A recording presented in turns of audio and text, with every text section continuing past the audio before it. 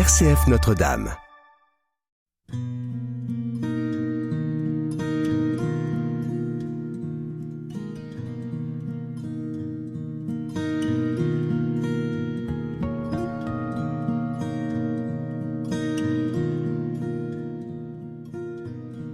En ce temps-là, Jésus disait à ses disciples : « Restez en tenue de service, votre ceinture autour des reins et vos lampes allumées. Soyez comme des gens qui attendent leur maître à son retour des noces, pour lui ouvrir dès qu'il arrivera et frappera à la porte. Heureux ces serviteurs-là que le maître, à son arrivée, trouvera en train de veiller. Amen, je vous le dis, c'est lui qui, la ceinture autour des reins, les fera prendre place à table et passera pour les servir. S'il revient vers minuit ou vers 3 heures du matin et qu'il les trouve ainsi, heureux sont-ils. Vous le savez bien, si le maître de maison avait su à quelle heure le voleur viendrait, il n'aurait pas laissé percer le mur de sa maison. Vous aussi, tenez-vous prêts. C'est à l'heure où vous n'y penserez pas que le Fils de l'homme viendra. Pierre dit alors : Seigneur, est-ce pour nous que tu dis cette parabole, ou bien pour tous ? Jésus leur répondit : Que dire de l'intendant fidèle et sensé à qui le maître confiera la charge de son personnel pour distribuer en temps voulu la ration de nourriture ? Heureux ce serviteur que son maître en arrivant trouvera en train d'agir ainsi. Vraiment, je vous le déclare, il l'établira sur tous les biens.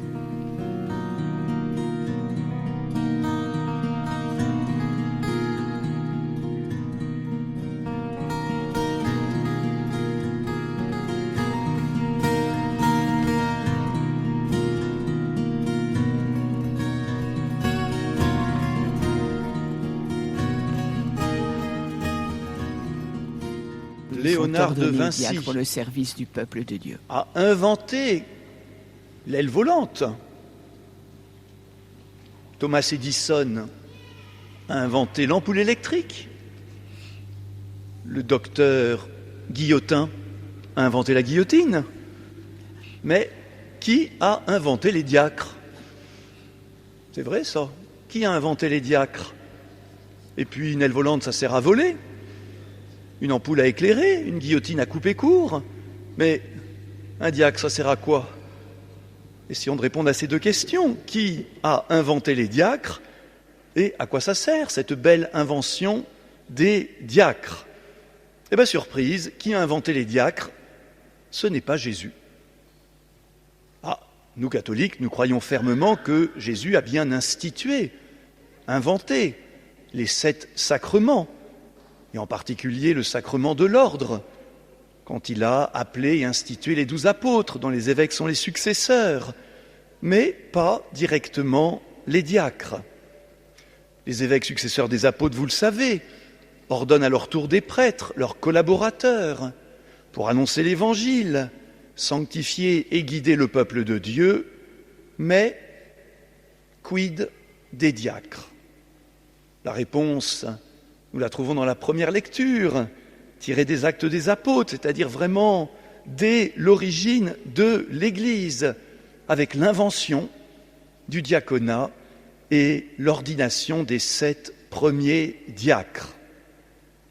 L'occasion de cette invention peut paraître étrange. On se dispute, on n'est pas d'accord. Il y a des plaintes dans l'Église au sujet des veuves. Tiens, qu'est-ce qu'elles viennent faire là ? Dans l'Antiquité, il n'y a pas de sécurité sociale. Donc une femme veuve est une femme qui n'a plus de moyens de subsistance. Et donc dans la première communauté chrétienne, on secourt les veuves. Mais les veuves de langue grecque sont moins bien servies que les veuves de langue hébraïque. Un peu comme si aujourd'hui, dans une paroisse, des paroissiennes d'origine étrangère étaient moins secourues, moins bien servies que des paroissiennes nées en France. Ça ne va pas, c'est injuste. Ce n'est pas selon la loi du Christ. Alors on vient se plaindre aux apôtres. Pauvres apôtres, ils ne sont que 12 et il faut tout faire dans cette maison. Alors ils disent, mais on ne peut pas tout faire nous-mêmes. Notre mission première, c'est d'annoncer la parole de Dieu et de célébrer le salut. Alors, les apôtres, guidés par l'Esprit Saint, inventent la fonction de diacre. Pas pour se débarrasser du problème, mais pour instituer auprès d'eux des fidèles qui seront comme leurs yeux, leurs oreilles, leurs bras, leur bouche, leur cœur, dans l'ordre du service. Car vous le savez tous, diacre, diakonos en grec, veut dire serviteur. Alors ils vont procéder d'une manière qui peut nous surprendre. Ils vont confier à la communauté la charge de trouver des hommes estimés de tous, remplis d'Esprit Saint et de sagesse. C'est pourquoi, frères et sœurs, puisque ces diacres ont été institués par les évêques pour être le prolongement du ministère épiscopal, eh bien que Michaël et Jean soient ordonnés ici à la cathédrale, dans l'église mère du diocèse, et non pas, par exemple, dans leur paroisse de résidence, ou leur espace missionnaire, ou leur paroisse d'insertion. Non, vous êtes appelés à être diacre au service de toute l'église diocésaine, dans un lien particulier avec votre évêque et les successeurs de l'évêque. Alors, comment les trouver ces diacres ? Eh bien, les évêques, les apôtres, vont charger la communauté le soin de chercher et de trouver. Vous l'avez entendu. Trouvez vous-même, frères, parmi vous, 7 hommes remplis de sagesse et d'Esprit Saint, à qui nous imposerons les mains pour les ordonner. Alors c'est vrai, ces 7 premiers diacres ont été choisis dans la même journée, ordonnés dans la même journée, mais ils avaient cheminé avec les apôtres depuis bien longtemps. Sans doute certains avaient peut-être même connu eux-mêmes Jésus de Nazareth. En un sens, leur formation était déjà faite. C'est vrai que l'évêque que je suis, peut-être Monseigneur Véteux également, on aimerait bien procéder de la même manière. Fermer les portes de la cathédrale, que personne ne sorte, et maintenant trouver, frères et sœurs, dans cette assemblée, 7 hommes remplis d'Esprit Saint et de sagesse, vous les amenez et je les ordonne maintenant. 2 plus 7, 9. Ah bah franchement, ça ferait une belle moisson. Alors évidemment, ça poserait quelques problèmes. Imaginons Bernard, sorti de chez lui pour venir prier pour Michaël et Jean, puis tout d'un coup, on l'amène à l'évêque, il est ordonné diacre, il rentre à la maison et il dit les enfants, chère épouse, je suis devenu diacre. Ça serait peut-être un peu violent quand même. Alors aujourd'hui, on procède avec un peu plus de temps. On se donne quelques années pour cette interpellation, cette formation, ce discernement, mais au fond, c'est le même mouvement. Et de nos jours encore, l'Église demande aux communautés paroissiales et aux autres communautés, le scoutisme peut être concerné, le secours catholique, les mouvements catholiques, eh bien, de rechercher parmi eux ces fidèles qu'après un discernement seront présentés à l'évêque pour commencer une formation et s'ils sont effectivement appelés par Dieu, être ordonnés. C'est notre démarche d'interpellation, en particulier dans le diocèse de Châlons en l'année 2026, année de l'appel au diaconat, dans cette interpellation. Et je vous rappelle que j'ai pris la liberté, puisque les apôtres avaient fixé le quota, 7, moi je demande 14. Voilà. Donc, frères et sœurs, au cours de cette année, veuillez, s'il vous plaît, interpeller 14 hommes de tout notre diocèse. Ça ne fera peut-être pas 14 d'un coup, on se donne quelques années pour compléter notre groupe des diacres au service de l'Église diocésaine et du monde. Qui a inventé les diacres ? C'est l'Église pour le service de l'Église et du monde. Alors pourquoi faire ? Eh bien, vous l'avez entendu dans la première lettre, de Saint Pierre, notre deuxième lecture, pour la charité, pour une charité plus intense. Les diacres sont ordonnés pour la charité, l'amour fraternel, le service de tous. Par l'ordination est renouvelé dans le futur diacre, en Jean, en Michaël, le don de l'Esprit Saint, reçu au baptême et à la confirmation en vue du service. Saint Pierre le dit, celui qui assure le service, qu'il s'en acquitte avec la force que Dieu communique. Eh bien, cette force, c'est l'Esprit Saint. Et donc, celui qui est ordonné diacre est transformé. Ah, peut-être pas extérieurement, mais intérieurement, par le don de l'Esprit Saint, pour être signe vivant du Christ serviteur dans son Église.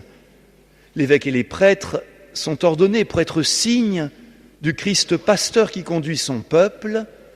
Les diacres sont ordonnés pour devenir signes vivants du Christ serviteur.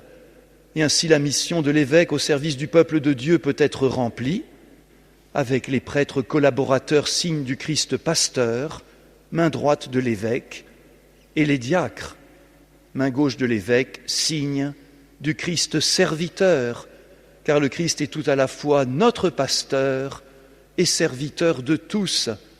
Et il faut ainsi que les ministres puissent signifier au peuple chrétien et au monde le Christ pasteur et le Christ serviteur.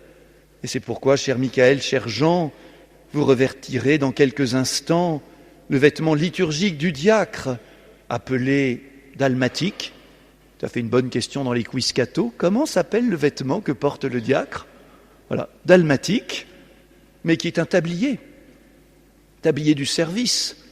Bien sûr, pour la célébration liturgique, il est orné. Mais au fond, vous pourriez le garder pour faire la vaisselle et aller servir les pauvres. C'est le même tablier du Christ serviteur que vous recevez. Diacre, pourquoi faire ? Pour être signe du Christ serviteur. Mais quand même, il faut un petit peu travailler aussi. Est-ce que le diacre en fait plus que les autres ? Est-ce que le diacre fait mieux que les autres ? Non. Beaucoup de baptisés, mais également des non-chrétiens, peuvent être d'une générosité exceptionnelle que vous n'atteindrez jamais, moi pas plus. Le diacre ne fait pas plus, mais il agit autrement, en donnant à voir en lui, comme en filigrane, le Christ serviteur présent et agissant auprès des plus petits. Autrement dit, être diacre, ce n'est pas d'abord multiplier les actions, agir, se démener, s'épuiser.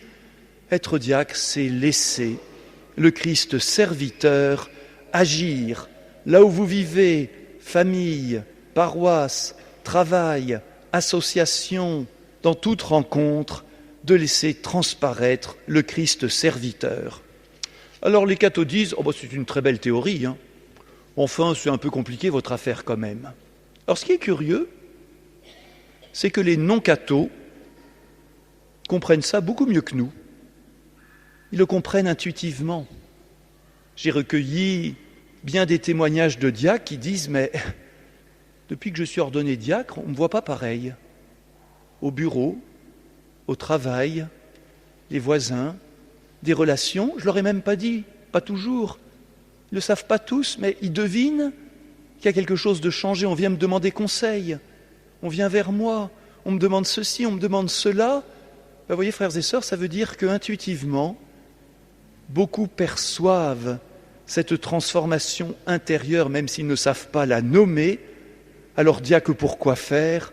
Pour laisser agir en vous le Christ serviteur, pour que transparaisse en vos paroles, en votre attitude, en vos gestes, cette présence du Christ serviteur.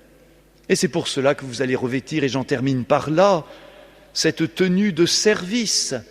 Jésus dans l'Évangile dit à tous ses disciples, restez en tenue de service.